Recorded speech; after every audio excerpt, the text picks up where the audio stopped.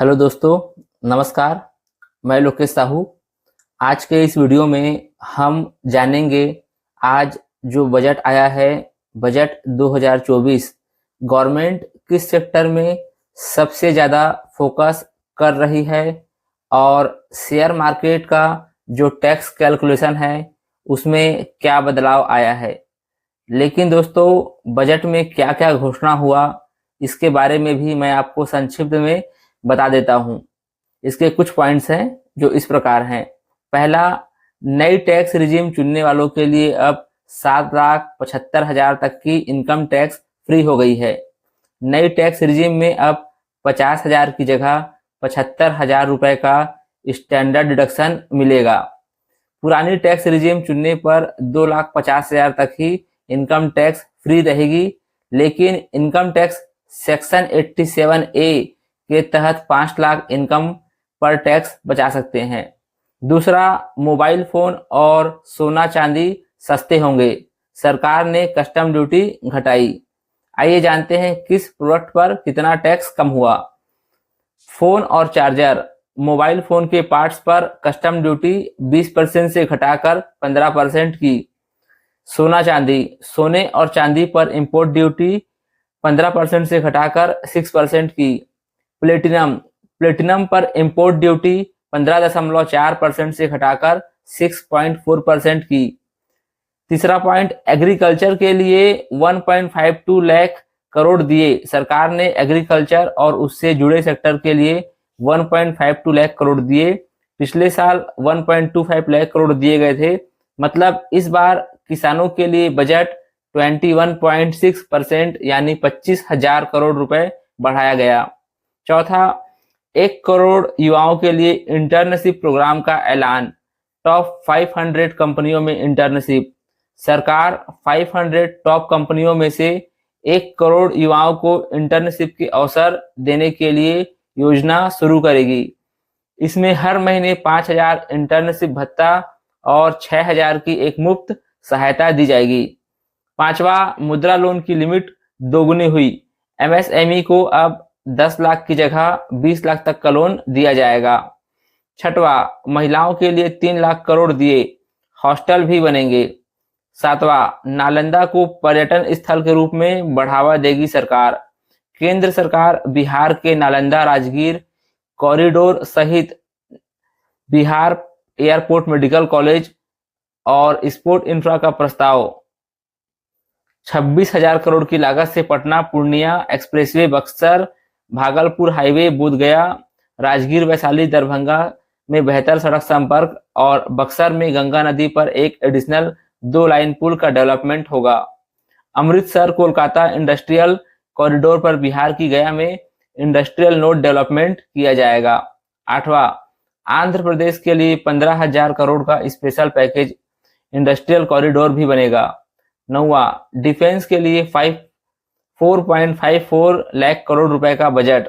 10वां, 1 करोड़ लोगों को हर महीने 300 यूनिट तक का बिजली फ्री। 1 करोड़ से अधिक लोगों को पीएम सूर्योदय योजना के तहत हर महीने 300 यूनिट सोलर बिजली फ्री दी जाएगी। 11वां, 1 करोड़ गरीब और मध्यम वर्ग परिवारों के लिए घर बनेंगे। 12वां, लॉन्ग टर्म कैपिटल गेन की छूट 1 लाख से बढ़ाकर 1.25 लाख। इक्विटी इन्वेस्टमेंट में शॉर्ट टर्म कैपिटल गेन में 15% से बढ़ाकर 20% किया गया। लॉन्ग टर्म कैपिटल गेन पर टैक्स 10% से बढ़ाकर 12.50% करने का ऐलान किया गया। दोस्तों, अगर आप इस बजट को शेयर मार्केट से रिलेट करते हैं तो इसका मतलब यह है कि आपको जो ऐसे सेक्टर हैं जिसमें आपको फोकस करना चाहिए वह एक तो इंफ्रास्ट्रक्चर, दूसरा एग्रीकल्चर से संबंधित जितने भी स्टॉक हैं, फिर चाहे जैसे वह फर्टिलाइजर स्टॉक है।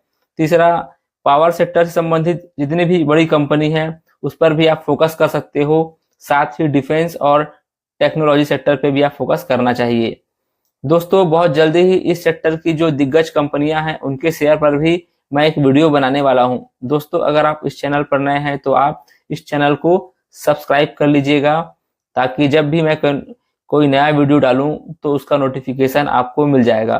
और दोस्तों, यह वीडियो अच्छा लगा हो तो वीडियो को लाइक शेयर जरूर कीजिएगा। दोस्तों, अब बात करते हैं टैक्स कैलकुलेशन के बारे में। सबसे पहले short term capital gain tax, जिसे हम STCG भी कहते हैं, इसमें जो बदलाव आया है इसके बारे में जानते हैं।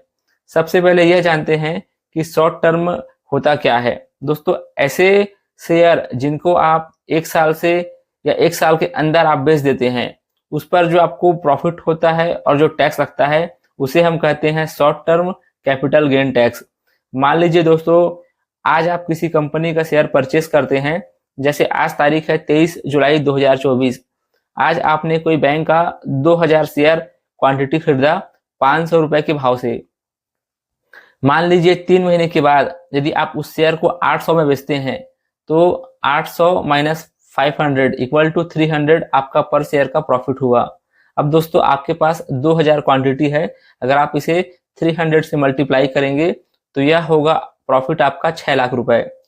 पहले जो टैक्स लगता था वह 15% के दर से जो होता था, तकरीबन इसमें टैक्स आता आपका 90,000, लेकिन अब जो नया टैक्स लगेगा वह लगेगा 20% के दर से, तो यह होगा तकरीबन 1,20,000 रुपए। दोस्तों, यह हो गया short term capital gain tax के बारे में। दोस्तों, अब बात करते हैं long term capital gain tax के बारे में। यदि आप किसी शेयर को 1 साल के बाद बेचते हैं तो वह लॉन्ग टर्म के दायरे में आता है। दोस्तों, अब वही सेम सिचुएशन यहाँ पर देखते हैं, लेकिन बस फर्क इतना है कि जो शेयर आपने जुलाई 2024 में खरीदा, मान लेते हैं वही शेयर को आप अगस्त 25 में आप बेचते हैं, मतलब 1 साल के बाद, तो यहाँ पर आपका जो प्रॉफिट आ रहा है वह आ रहा है 6 लाख। दोस्तों, इसे सबसे पहले हम पुराने कैलकुलेशन के हिसाब से समझते हैं, फिर नए में समझेंगे। जैसे मान लेते हैं कि आपका जो प्रॉफिट आया 6 लाख, इसमें पहले जो लॉन्ग टर्म कैपिटल गेन में 1 लाख तक का टैक्स फ्री हो रहा था, तो इसका मतलब यदि हम 6 लाख में से 1 लाख माइनस करेंगे तो यह आएगा 5 लाख रुपए। अब इस 5 लाख के ऊपर आपको 10% का टैक्स भरना है, जो कि होता आपका 50,000।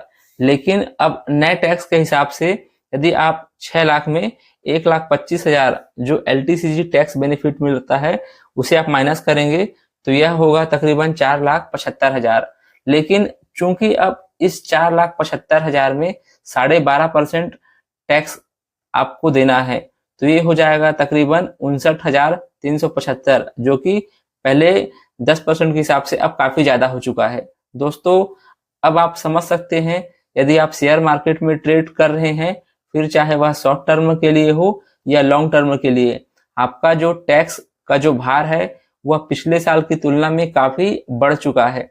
दोस्तों, हम में से कितने लोग ऐसे हैं जो आज कई सारे डिजिटल जो एप्लीकेशन आ गए हैं जिनकी मदद से हम शेयर मार्केट में ट्रेडिंग करते हैं, लेकिन कभी भी जब ITR डालते हैं तब उन शेयर का जो हम खरीदी बिक्री करते हैं उसका डिटेल हम सबमिट नहीं करते, और कई लोग ऐसे भी हैं जो अपना ITR डालते भी नहीं है।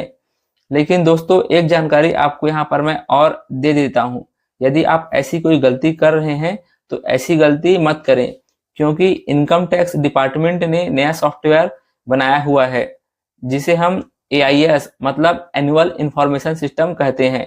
यह आपके द्वारा परचेज किया गया शेयर हो या आपके बैंक में आया हुआ किसी शेयर का डिविडेंड इनकम हो या आपके बैंक से मिला हुआ इंटरेस्ट का इनकम हो, यह सारे चीजों का रिकॉर्ड आपके AIS में दिखता है।